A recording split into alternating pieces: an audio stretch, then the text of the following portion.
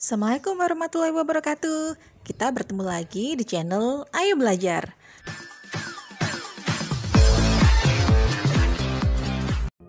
Setiap organisasi atau perusahaan memiliki khalayak yang berbeda, bahkan untuk organisasi yang mempunyai bidang usaha yang sama.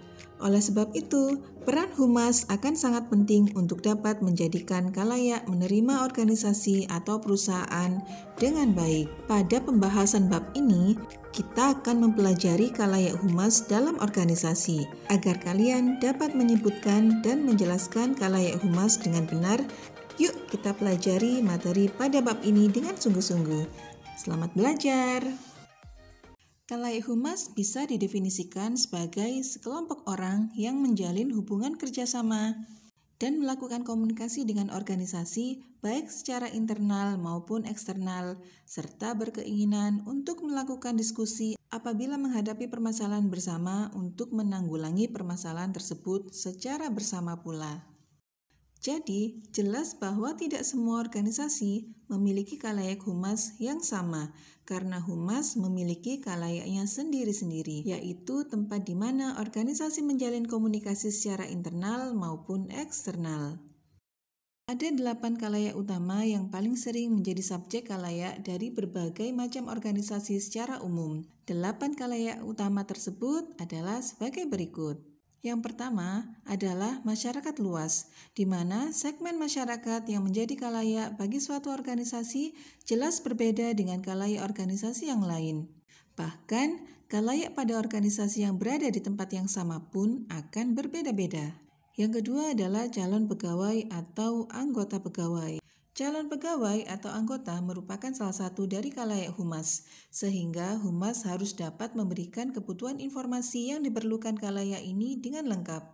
Tanpa mengetahui kondisi organisasi sesungguhnya, maka khalayak tidak akan tertarik untuk bergabung.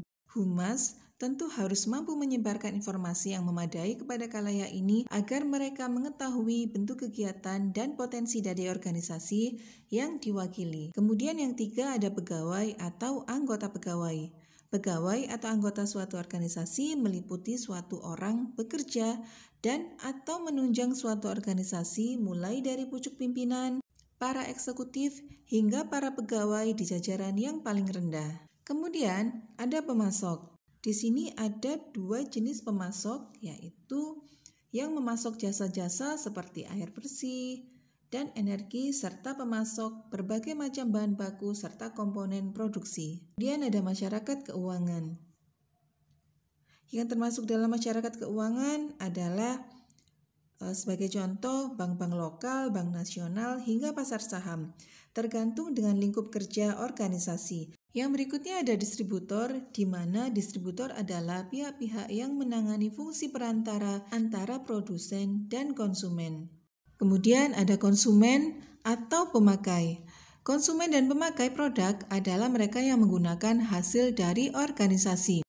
Yang terakhir ada pencipta atau pemimpin. Pemimpin adalah pihak-pihak yang memiliki pengaruh yang pendapatnya dapat mempengaruhi dinamika dalam organisasi. Yang termasuk dalam pimpinan pendapat umum ini misalnya politisi, pemuka agama, orang tua, dan lain sebagainya. Seperti diketahui bahwa setiap organisasi memiliki khalayak yang berbeda dengan organisasi yang lainnya.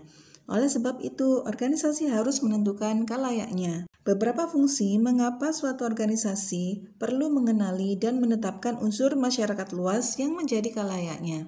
Fungsi-fungsi tersebut adalah berikut ini. Yang pertama, guna mengidentifikasi segmen khalayak atau kelompok masyarakat yang paling tepat untuk dijadikan sasaran suatu program kehumasan. Karena khalayak yang tidak teridentifikasi dengan tepat akan membuat program kehumasan tidak akan tersampaikan dengan baik. Kemudian, guna menciptakan skala prioritas sehubungan dengan adanya keterbatasan baik dari segi anggaran dan sumber-sumber daya lainnya. Berikutnya, untuk memilih media dan teknik humas yang sekiranya paling sesuai. Dan yang terakhir, untuk mempersiapkan pesan-pesan sedemikian rupa agar cepat dan mudah diterima. Menetapkan kalayak merupakan kegiatan yang penting dalam perencanaan program kehumasan.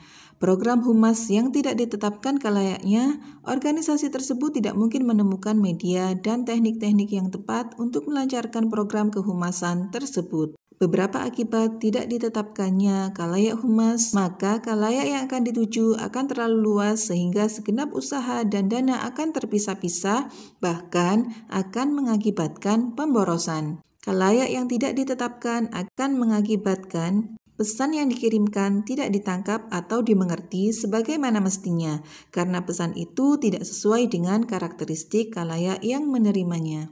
Ketidakefisienan kerja karena ketidaksesuaian jadwal yang telah ditetapkan. Kemudian, tujuan dari program kehumasan tersebut tidak akan tercapai dengan baik atau luput dari jangkauan. Dan hasil capaian tidak akan memberikan kepuasan baik bagi pihak manajemen untuk humas internal atau perusahaan klien untuk humas eksternal. Seperti yang sudah diterangkan sebelumnya, masih ingat kan bahwa ruang lingkup humas yakni membina hubungan ke dalam dan keluar sehingga kalayak humas dapat digolongkan menjadi publik internal dan publik eksternal. Publik internal adalah publik yang berada dalam organisasi seperti manajer, karyawan, pemegang saham, dan sebagainya. Sedangkan publik eksternal adalah publik yang berada di luar organisasi, misalnya pelanggan, pemerintah, bank, pemasok, dan lain sebagainya. Hubungan dengan kalayak internal dapat diuraikan sebagai berikut.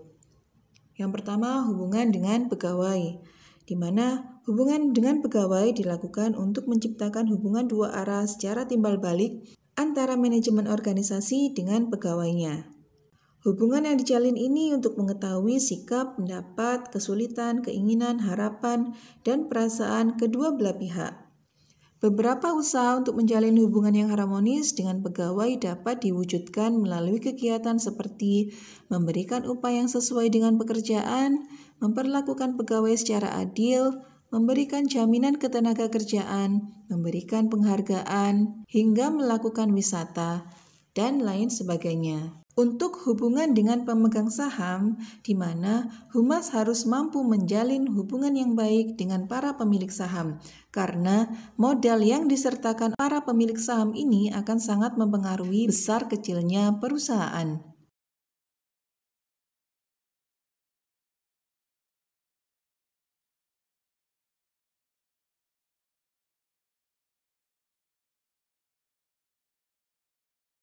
Yang berikutnya, humas harus dapat memelihara hubungan yang baik antara pimpinan organisasi dengan serikat buruh, serta menyelesaikan masalah antara keduanya apabila terjadi permasalahan.